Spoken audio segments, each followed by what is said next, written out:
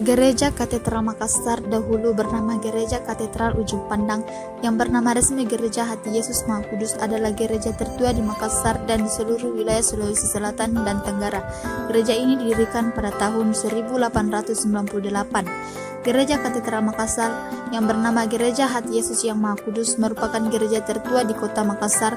Awal mula pendirian Gereja Katedral Makassar sekitar tahun 1525. Tak lepas dari peran Raja Goa yang pertama kali memeluk Islam, yaitu Sultan Alauddin pada tahun 1591 sampai 1638.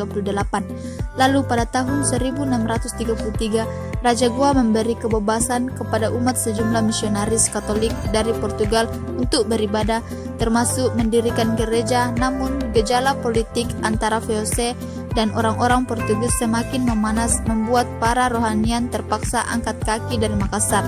Lalu setelah ditandatanganinya Perjanjian Batavia pada tanggal 19 Agustus 1660, seluruh warga Portugis harus keluar dari Makassar.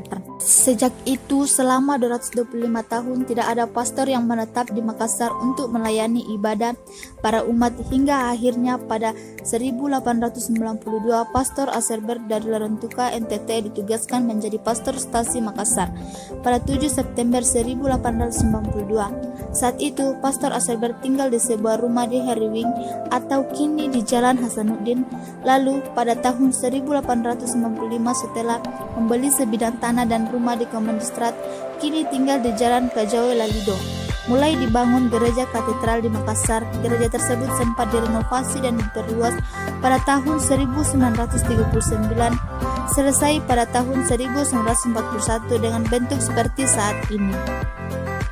Sekian pemaparan saya tentang materi Gereja Katedral Makassar. Lebih dan kurangnya mohon dimaafkan. Terima kasih.